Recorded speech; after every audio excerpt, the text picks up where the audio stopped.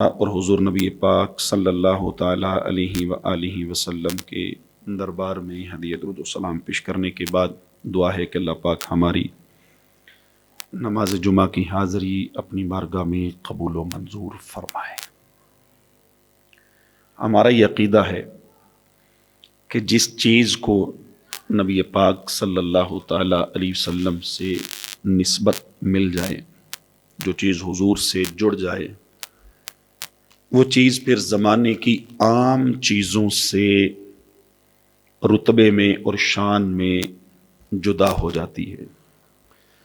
آج میں آپ کے سامنے اللہ کے پیارے محبوب صلی اللہ تعالیٰ علیہ وسلم کی ازواج مطہرات، آپ کی پاک بیویاں، ان کا ذکر خیر کروں گا، اور بالخصوص حضرت سیدتنا خدیجۃ الکبریٰ رضی اللہ تعالی عنہا، جن کا 10 رمضان کو یوم وصال ہے، ان کا ذکر خیر کریں گے۔ جس طرح ہمارا عقیدہ ہے کہ جس چیز کو اللہ کے نبی سے نسبت مل جائے وہ چیز زمانے میں ممتاز ہو جاتی ہے، اسی طرح آپ کی ازواج مطہرات کی بھی یہی شان ہے۔ اللہ پاک قرآن مجید میں ارشاد فرماتا ہے، یا نساء النبی لستن کاحد من النساء، کہ اے نبی کی بیبیوں تم اور عورتوں کی طرح نہیں ہو، یعنی تم میں اور زمانے کی عورتوں میں بڑا فرق ہے۔ تو ایک اور آیت میں اللہ پاک فرماتا ہے کہ النبی اولا بالمؤمنین من انفسہم وازواجہ امہاتہم۔ اللہ فرماتا ہے کہ یہ نبی مسلمانوں کا ان کی جان سے زیادہ مالک ہے۔ وازواجہ امہاتہم، اور اس نبی کی ازواج اور اس نبی کی بیویاں مومنوں کی مائیں ہیں۔ مومنوں کی، نبی پاک صلی اللہ تعالی وسلم کی تمام ازواج مطہرات ہماری مائیں ہیں۔ جس بھی زوجہ محترمہ کا نام ہم لیں گے، ہماری پیاری امی جان کہہ کر ان کا نام لیں گے۔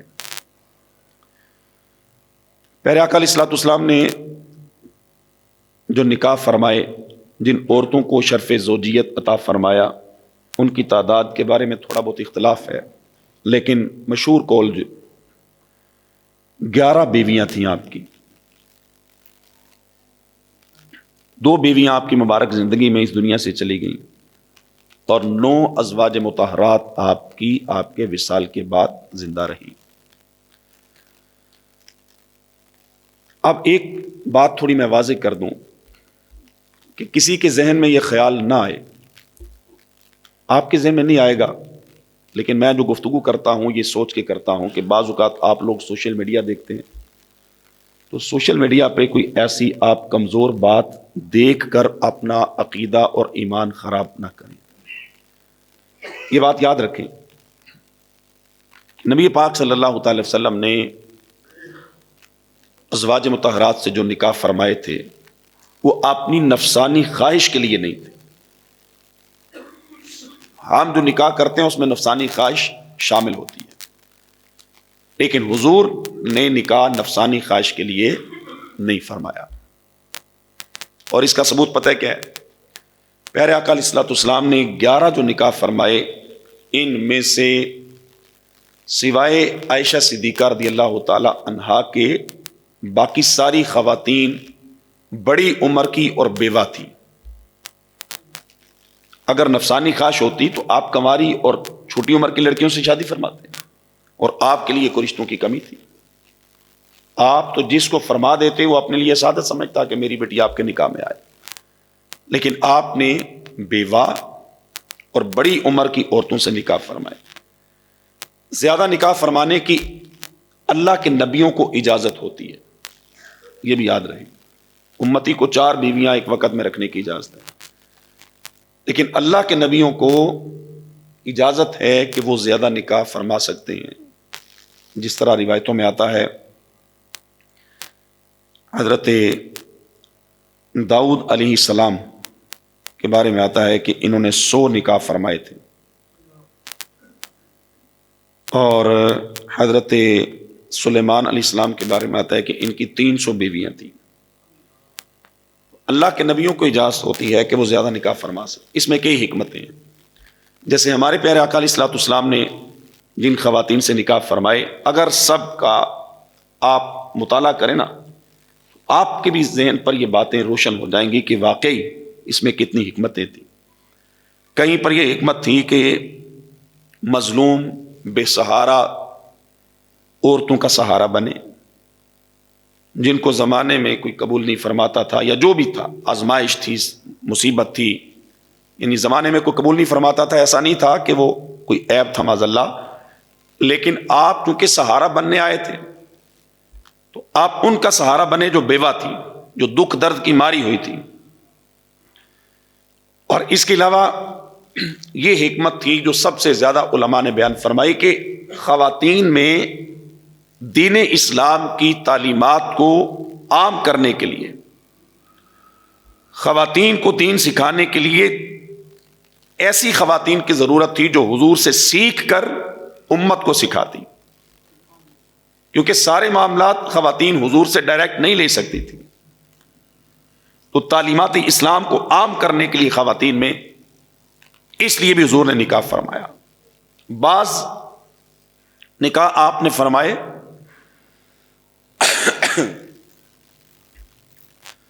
بعض نکاح آپ نے فرمائے اپنے جانثار صحابہ کی دلجوئی، حوصلہ افزائی کے لیے، جیسے مثال کے طور پہ حضرت ابوبکر صدیق رضی اللہ تعالیٰ عنہ، ان کی وفا، ان کی محبت، ان کی قربانیاں آپ صلی اللہ تعالی وسلم کے ساتھ جو تھیں بے مثال تھی، تو ان کی وفاؤں کا صلہ حضور نے یہ دیا کہ آپ کی بیٹی حضرت عائشہ صدیقہ رضی اللہ تعالی عنہا سے نکاح فرمایا۔ اسی طرح حضرت عمر ہیں، ان کی وفاؤں کا صلہ دیا کہ حضرت حفصہ رضی اللہ تعالی عنہا سے نکاح فرمایا۔ اور کچھ نکاح آپ نے اس لیے فرمایا کہ اس میں بعض رسموں کو توڑنے کے لیے، ختم کرنے کے لیے جو زمانہ جاہلیت کی رسمیں تھیں، جیسے مثال کے طور پہ زمانہ جاہلیت میں اگر کوئی منہ بولا بیٹا کسی کا بن جاتا تو لوگ سمجھتے کہ اب یہ سگے بیٹے کی طرح ہے۔ نبی پاک صلی اللہ تعالی وسلم نے حضرت زید کو اپنا منہ بولا بیٹا بنایا تھا۔ ان کا نکاح ہوا حضرت زینب بنت جہش کے ساتھ، پھر ان میں علیحدگی ہو گئی، پھر حضور نے حضرت زینب سے نکاح فرما لیا، اور اس رسم کی آپ نے کاٹ کی جو لوگ سمجھتے تھے کہ منہ بولا بیٹا بھی سگے بیٹے کی طرح ہے۔ آپ نے جب حضرت زینب سے نکاح کیا تو لوگوں نے کہا کہ یہ تو آپ کے بیٹے کی بیوی ہے سابقہ، تو اللہ رب العزت نے ارشاد فرمایا کہ ما کان محمد ابا احد من رجالکم، کہ محمد تم میں سے کسی مرد کے باپ نہیں ہے۔ یعنی سگا بیٹا اس کے احکام اور ہیں اور منہ بولے بیٹے کے احکام اور ہیں۔ اس میں ہمارے لیے بھی مسئلہ ہے، آج کے دور میں جو لوگ بیٹا یا بیٹی لیتے ہیں بہن سے، بھائی سے، بعض بے اولاد ہوتے ہیں تو وہ لے لیتے ہیں کہ چلیں اپنے گھر میں بھی رونق لگ جائے گی، ان کے لیے بھی مسئلہ سمجھنے کی بات ہے کہ بیٹا جب لیا یا بیٹی لی تو اب شرعاً وہ آپ کے بیٹا بیٹی نہیں بنے۔ سب سے پہلے تو غلطی یہ لوگ کرتے ہیں کہ اس کا نام میں ولدیت کی جگہ اپنا نام لکھوا دیتے ہیں، غلط ہے، منع کیا گیا ہے، نہ اس کی اجازت ہی نہیں ہے۔ مثال کے طور پہ 2 بھائی ہیں، ایک کا نام احمد ہے، ایک کا نام خالد ہے۔ خالد نے اپنی بیٹی جویریہ احمد کو دے دی، اب جویریہ بنت خالد ہی لکھوایا جائے، جویریہ بنت احمد نہ لکھوایا جائے، اس کی اجازت نہیں ہے، پہلی بات۔ دوسری یہ کہ اس بیٹی کو بتایا بھی یہی جائے، خبردار اس کو یہ نہ کہا جائے کہ وہ ماموں ہے، چچا ہے، فلانا ہے، نہ، اس کو بتایا جائے کہ یہ تیرے والد ہیں۔ ولدیت بدلنے کے بارے میں بڑی سخت وعیدیں ہیں، اور اگلا کام جو غلط ہوتا ہے وہ یہ ہوتا ہے کہ لوگ جن بچوں کو لیتے ہیں وہ شرعی معاملات نہیں سمجھتے. اب مثال کے طور پہ ایک بھائی ہے, اس نے اپنی بیٹی اپنی بہن کو دے دی, بہن کی اولاد نہیں تھی یا جو بھی تھا, بھائی نے اپنی بیٹی اپنی بہن کو دے دی. اب بہن کا جو شوہر ہے وہ اس بیٹی کا کیا لگا؟ پھپھا لگانا, کیونکہ بھائی نے اپنی بہن کو بیٹی دی پھپھو کو, بیٹی چلی گئی پھپھو کے گھر میں, چھوٹی بیٹی ہے. اب جو اس کا پھپھا ہے وہ اس کا باپ نہیں ہے. اب بیٹی بڑی ہوئی, 10-12 سال کی بچی ہو گئی, تو اب اس پر پردے کے احکام شروع ہو گئے. تو شریعت یہ کہتی ہے کہ پھپھا سے بھی عورت کا پردہ ہے. پھپھا سے بھی کیا ہے؟ اب جس بندے نے اس بچی کو چھوٹی سی کو بیٹی بنا کے پالا, اگرچہ اس کے دل میں کوئی غلط خیالات نہیں ہیں, لیکن شریعت اب یہ کہتی ہے کہ یہ دونوں پردہ کریں گے, ان کے درمیان پردہ آ جائے گا. اور اگر اس بہن کے بیٹے ہیں, بعد میں ہو سکتا ہے بعد میں اولاد ہو جائے, یا پہلے بیٹے تھے بیٹی نہیں تھی, اب ان بیٹوں کا بھی اس سے پردہ ہوگا, کیونکہ یہ آپس میں کزن ہے, ماموں زاد اور پھوپھی زاد. اسی طرح اگر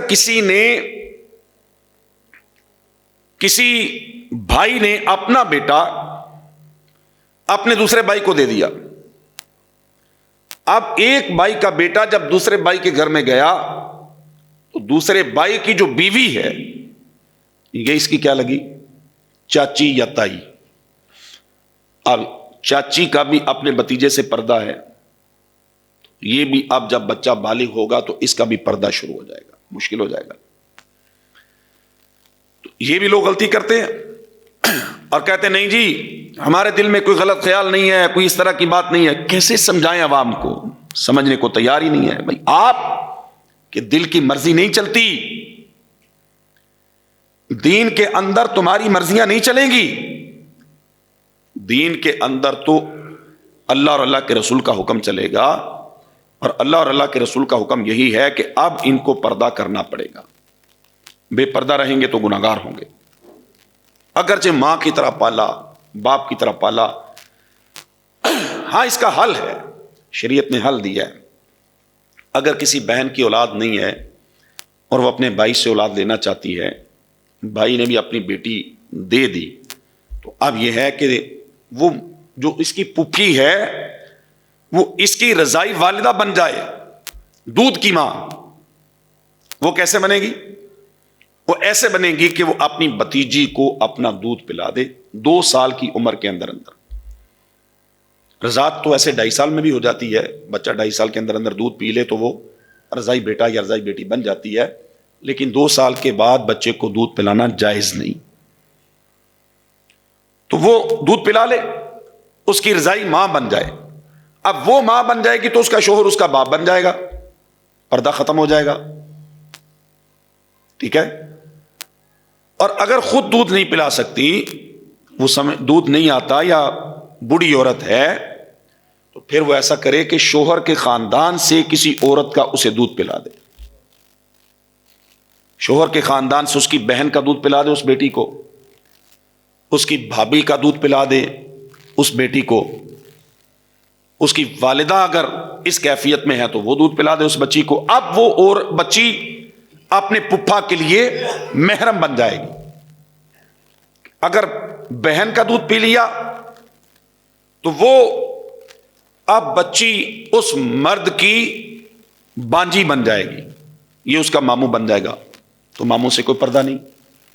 اگر اس مرد کی بھابھی کا دودھ پی لیا تو یہ پھر اس کا تایا یا چچا بن جائے گا, اس کا بھی کوئی پردہ نہیں.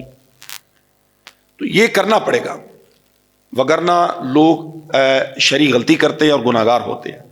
تو نبی پاک صلی اللہ تعالی وسلم نے یہ جو نکاح فرمائے تھے, ان میں حکمت یہ تھی کہ آپ نے کافروں کے ذہنوں میں بیٹھے ہوئے رسم و رواج ان کو توڑا, ختم کیا. اور ایک حکمت علماء نے یہ لکھی ہے, نبی پاک صلی اللہ تعالی وسلم نے جو زیادہ شادیاں فرمائیں، اس کی ایک حکمت علماء کرام نے یہ بھی لکھی ہے کہ بعض نکاح اس لیے فرمائے کہ آپ کے نکاح کرنے کی وجہ سے کئی غلاموں کو آزادی مل گئی. مثال کے طور پہ ایک قبیلہ تھا بنی مستلق، ان سے مسلمانوں کی لڑائی ہوئی اور مسلمانوں نے فتح پائی، ان کا مال و متاع بھی مال غنیمت میں آ گیا، کچھ قیدی بھی بن گئے، خواتین بھی آ گئیں. تو اب جب خواتین آئیں تو خواتین میں اس قبیلے کے سردار کی بیٹی بھی تھی جس کا نام برہ تھا. پھر پیارے آقا نے ان کا نام جویریہ رکھا. تو جب یہ اسلام لے آئیں تو نبی پاک صلی اللہ تعالی وسلم نے ان سے نکاح فرما لیا. جب حضرت جویریہ سے آپ نے نکاح فرمایا تو صحابہ کرام بیٹھ کے بات کرنے لگے، کہتے ہیں یار کیسے لوگ ہیں ہم، جس نبی کا کلمہ پڑھتے ہیں اسی نبی کے سسرال والوں کو قیدی بنایا ہوا ہے، کیسی بات ہے. سب نے مشورہ کر کے پھر جتنے قیدی بنی مستلق کے تھے سب کو یہ کہہ کر آزاد کر دیا کہ جاؤ، ہم نے تمہیں اس لیے آزاد کر دیا کہ تم اب ہمارے نبی کے سسرال والے بن چکے ہو. یہ حکمت بھی علماء نے لکھی ہے کہ حضور نے جو زیادہ نکاح فرمائے ہیں اس میں حکمتیں تھیں، کئی ایک حکمتیں تھیں. لیکن جس کو حضور نے شرف زوجیت عطا فرمایا، جو حضور کے نکاح میں آ گئیں، پھر ان کو اللہ رب العزت نے فرمایا کہ اے بیبیو اب تم جیسا دنیا میں کوئی نہیں ہے، تمہاری اور شان ہے، زمانے کی عورتوں کی اور شان ہے. اور فرمایا کہ تم مومنین کی ماں ہو. اور ماں اس لیے فرمایا، علماء نے لکھا ہے کہ دو وجہ تھی. ایک کہ مومن اپنے نبی کی بیویوں کی تعظیم ماں جیسی کریں، ماں جیسا ادب، احترام، عقیدت، تعظیم، جیسے اپنی ماں کے بارے میں دل میں جذبات ہوتے ہیں ایسے ہی جذبات نبی پاک صلی اللہ تعالی وسلم کی ازواج کے بارے میں ہوں. اور دوسری وجہ یہ تھی کہ جس طرح باپ کے مرنے کے بعد بیٹے کے لیے جائز نہیں کہ وہ ماں سے نکاح کرے، اسی طرح اللہ کے نبی کے دنیا سے جانے کے بعد کسی امتی کے لیے جائز نہیں کہ وہ اللہ کے نبی سے کی بیوی سے نکاح کر لے. اس لیے فرمایا کہ یہ تمہاری مائیں ہیں، ماں کی طرح ان کا ادب و احترام کرو. اور میں آپ کو دعوت فکر دے رہا ہوں، کسی پر کیچڑ نہیں اچھال رہا، کسی کا نام نہیں لے رہا، لیکن دعوت فکر دے رہا ہوں. آپ غور کیجئے گا، آج کوئی میری ماں کے بارے میں نازیبا جملہ بولے، کلمہ بولے، گالی دے، آپ کو پتہ ہے لوگ بڑا کچھ برداشت کر جاتے ہیں اور کہتے بھی ہیں میں بڑا کچھ برداشت کر لاں گا لیکن ماں تے نہ جائیں، ماں کا نام نہیں لینا، کہتے ہیں نا لڑائی میں. اور اگلا بندہ اگر تیش دلانا ہو کسی کو تو ماں پہ ہی جاتا ہے، اور اگلا بندہ جتنا بھی کمزور ہو، پتہ ہے میں اس کا مقابلہ نہیں کر سکتا، لیکن ماں کی گالی وہ بھی نہیں سنتا، پلٹ کے اس کے منہ پہ تھپڑ مارتا ہے، اس کے بعد جان بھی چلی جائے. وہ کہتا ہے میری ماں کے بارے میں بات نہ کرنا. یہ غیرت ہے. ایک بیٹے کی اپنی ماں کے بارے میں غیرت ہے. ایک بیٹی اپنی ماں سے محبت کرتی ہے، وہ اپنی ماں کے بارے میں بات نہیں سنتی. تو میں دعوت فکر دیتا ہوں کہ اگر ہم اپنی ماں کے بارے میں اتنے غیرت مند ہیں اور ہونا بھی چاہیے، تو اگر کوئی فرد سوشل میڈیا پہ ویڈیو بنا کے اپلوڈ کرتا ہے، لوگوں میں بیٹھ کے مجمع میں بیٹھ کے خطبہ دیتا ہے اور اس کے اندر نبی پاک صلی اللہ تعالی وسلم کی کسی زوجہ کی توہین کرتا ہے، معاذ اللہ، کمزور جملے بولتا ہے، اور معاذ اللہ وہ یہ کہتا ہے کہ معاذ اللہ ان کی جو بری عادتیں تھیں وہ تو نبی کی صحبت میں رہ کے بھی نہیں بدلی، معاذ اللہ ثم معاذ اللہ. تو آپ پھر مجھے یہ جواب دیں کہ ایسے فرد کے بارے میں آپ کے جذبات، آپ کی دلی کیفیت، آپ کا ایمان، آپ کی غیرت کیا کہتی ہے کہ یہ بندہ قابل نفرت ہے یا نہیں ہے؟ یہ ہاتھ ملانے کے قابل نہیں ہے، یہ تعلق بنانے کے قابل نہیں ہے۔ آپ میں سے بہت سے لوگوں کو پتہ چل گیا ہوگا کہ میں کس کی بات کر رہا ہوں، اور کس مسلک کے وہ لوگ ہیں جو نبی پاک صلی اللہ تعالی وسلم کی ازواج کے بارے میں اس طرح کی باتیں کرتے رہتے ہیں۔ لیکن میں آپ سے کہہ رہا ہوں، آپ جو یہاں بیٹھے ہیں سارے اہل سنت و جماعت کا عقیدہ یہ ہے، ہمارا عقیدہ اور جذبات اور ایمانی تقاضا یہ ہے، خدا کی قسم نبی کریم صلی اللہ تعالی وسلم نے جسے شرف زوجیت عطا فرما دیا، جسے اپنی زوجہ بنا لیا، اور جو حضور کے عقد نکاح میں آ گئی، ایک ماں تو کیا ہماری لاکھوں ماؤں کی عزتیں ان کے قدموں پر قربان کرنے کے لیے تیار ہیں۔ ہمیں ان کی عزت اور حرمت کا اتنا پاس ہے، اپنے ماں باپ کے بارے میں برداشت کر لیں گے، لیکن نبی پاک صلی اللہ تعالی وسلم کے گھر والوں کے بارے میں کوئی بکواس کرے ہم برداشت نہیں کریں گے۔ ہمارا ایمان اجازت نہیں دیتا، عقیدہ اجازت نہیں دیتا۔ تو میں آپ سے کہوں گا کہ ایسے لوگوں کو نہ پسند کرنا، نہ سننا، نہ ان کے ساتھ کوئی تعلق اور واسطہ رکھنا، نہ ان کی کوئی عقیدت دل میں رکھنا، نہ ان کی داڑھیوں پہ جانا، نہ ان کی خطبوں پہ جانا۔ بس یہ دیکھنا کہ میرے نبی کی بیویوں کے بارے میں اگر کمزور بات کرتا ہے تو یہ میرے دل سے اتر گیا ہے۔ تو ہم اللہ کے فضل سے اہل سنت و جماعت کا عقیدہ ہے کہ ہم تو نبی پاک صلی اللہ تعالی وسلم کی ازواج کی، اصحاب کی، آل کی تعظیم کرنے والے ہیں۔ ہم صحابہ کرام کا نام لیں تو کتنے ادب سے لیتے ہیں، کتنے القابات لگاتے ہیں۔ آپ کی آل کا نام لیں تو ہمیں شیر خدا، حیدر کرار، امیر المؤمنین، خلیفۃ المسلمین، کتنے القاب ہیں ہمارے پاس۔ حضرت فاطمہ کا نام لیں تو سیدہ، طیبہ، طاہرہ، زاہدہ، عابدہ، کتنے القاب ہم اپنی تقریروں میں بیان کرتے ہیں۔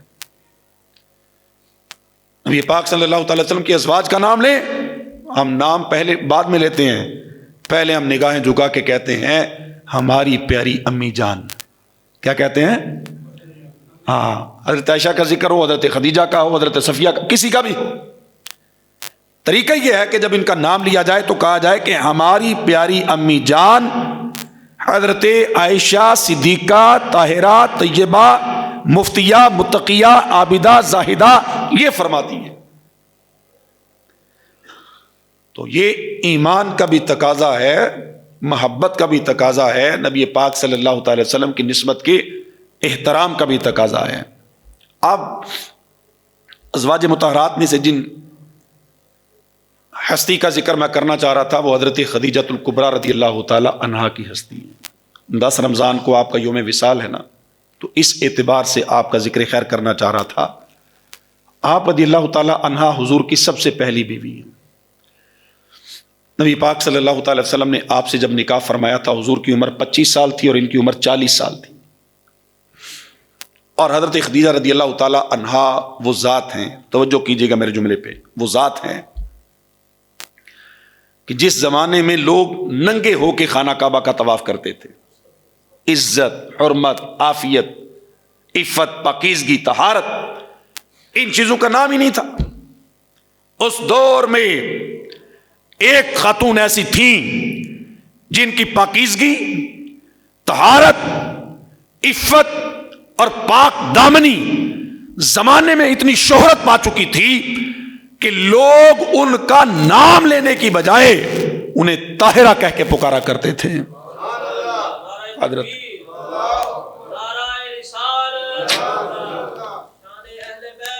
زندہ باد۔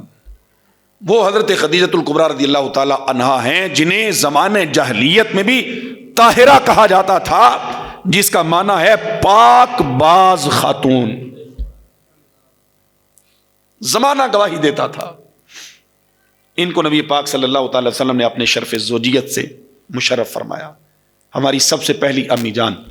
اور آپ کو پتا ہوگا کہ ایک بیٹے حضرت ابراہیم کے علاوہ حضور کی ساری اولاد حضرت خدیجہ رضی اللہ تعالی عنہا سے ہوئی، اور حضور آپ سے اتنا پیار کرتے تھے کہ آپ کے وصال ظاہری کے بعد نبی پاک صلی اللہ تعالی وسلم اسپیشل اپنے گھر میں جانور ذبح کرتے، بوٹیاں بناتے، اچھی اچھی بوٹیاں نکال کے خادم کو دیتے کہ جاؤ خدیجہ کی فلاں سہیلی کو دے کے آؤ، خدیجہ کی فلاں سہیلی کو دے کے۔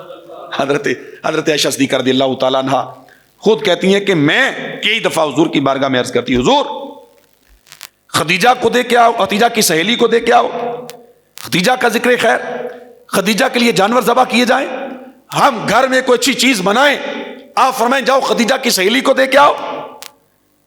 کہتی ہے مجھے یہ لگتا ہے حضور، مجھے یہ لگتا ہے کہ جیسے آپ کی ایک ہی بیوی ہے، بس خدیجہ ہی اس کا نام ہے، ہم کچھ نہیں ہیں۔ مجھے یہ لگتا ہے کہ کائنات میں خدیجہ کے علاوہ آپ کو نظر آپ ہے کوئی خاتون نہیں کائنات میں خدیجہ کے علاوہ۔ پھر میرے آقا علیہ الصلوۃ والسلام حضرت عائشہ صدیقہ کو بٹھا کے فرماتے کہ خدیجہ ایسی تھی، خدیجہ ایسی تھی، خدیجہ ایسی تھی۔ پھر حضور حضرت خدیجہ کے مناقب بیان فرماتے، تعریف کرتے کہ وہ نماز ایسے پڑھتی تھیں، عبادت گزار اتنی تھیں، نیک اتنی تھیں، سخی اتنی تھیں، میرا ساتھ کن کن اوقات میں خدیجہ نے دیا۔ آپ جب حضور کی زوجیت میں آئی تھی مالدار خاتون تھی، لیکن نبی پاک صلی اللہ تعالی وسلم کے ساتھ جب شاب ابی طالب اس گھاٹی کے اندر پہاڑ کی کھو میں جہاں محصور کیا گیا تھا، حضور کو لوگوں نے بائیکاٹ کر دیا تھا، کھانا پینا بند کر دیا تھا، وہاں حضرت خدیجہ رضی اللہ تعالی عنہا حضور کے ساتھ پتے کھا کھا کے گزارا کرتی تھی۔ اور آپ کے خاندان کے لوگ، حضرت خدیجہ رضی اللہ تعالی عنہا کے خاندان کے لوگ شاب ابی طالب میں حضور کے لیے کھانا لے کے جایا کرتے تھے، صرف حضرت خدیجہ رضی اللہ تعالی عنہا کی محبت میں کہ آپ حضور کی زوجیت میں تھی۔ اور نبی پاک صلی اللہ تعالی وسلم نے کئی احادیث مبارکہ میں حضرت خدیجہ رضی اللہ تعالی عنہا کی شان بیان فرمائی ہے۔ آپ تصور کریں کہ جس سال میں حضرت خدیجہ رضی اللہ تعالی عنہا کا وصال ہوا، اس سال کو عام الحزن، غم کا سال قرار دے دیا گیا۔ ایسی کیفیت نبی کریم صلی اللہ تعالی وسلم پہ طاری ہوئی۔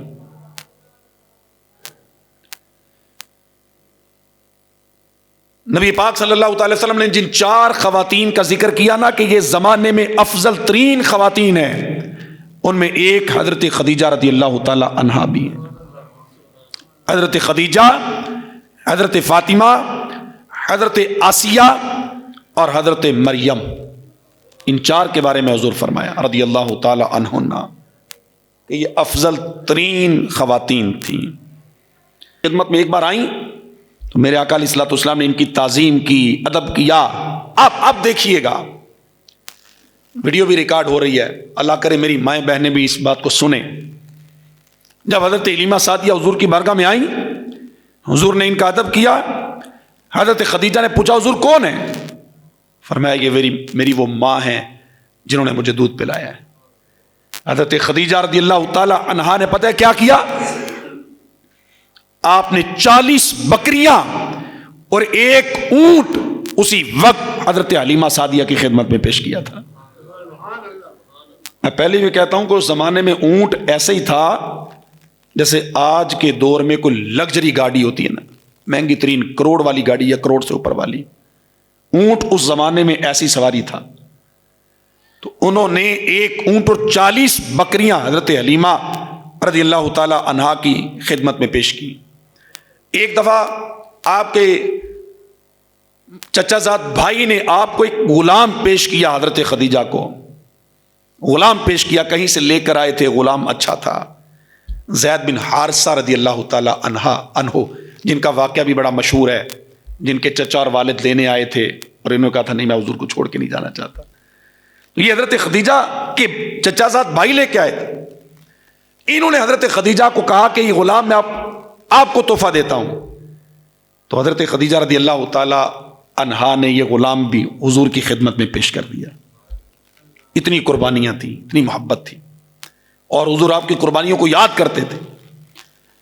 جس زمانے میں نبی پاک صلی اللہ تعالی وسلم کے ساتھ کوئی کھڑا نہیں تھا، مصیبتیں، تکلیفیں، آزمائشیں، پہاڑ تھے غموں کے حضور کے کندھوں پر، میرے آقا کو طائف کی گلیوں میں پتھر مارے جاتے تھے.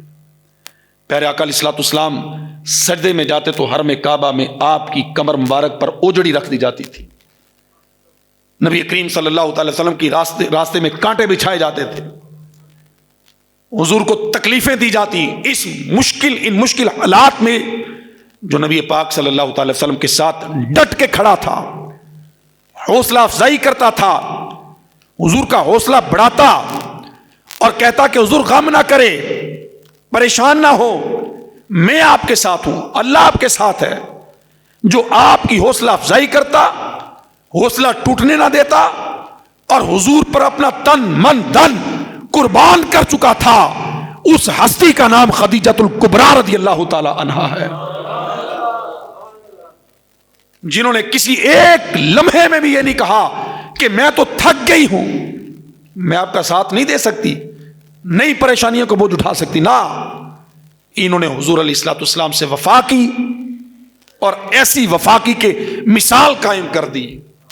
مشکل وقت میں نبی پاک صلی اللہ تعالی وسلم کے ساتھ کھڑی رہی.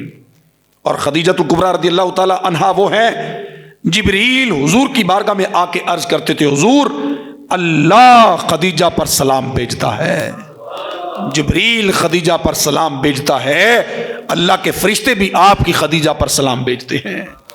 یہ ہماری امی جان کی شان ہے، حضرت خدیجۃ الکبریٰ رضی اللہ تعالی عنہا. اس میں سیکھنے کے لیے، ہمارے سیکھنے کے لیے ہے کہ مشکل حالات میں بندہ دین کو نہ چھوڑے. مشکل حالات آتے ہیں، تکلیفیں آتی ہیں، آزمائشیں آتی ہیں. جو دین کا زیادہ کام کرتا ہے اس کی زندگی میں زیادہ مشکلیں ہیں، جو تھوڑا کام کرتا ہے وہ اس کی زندگی میں تھوڑی مشکلیں ہیں.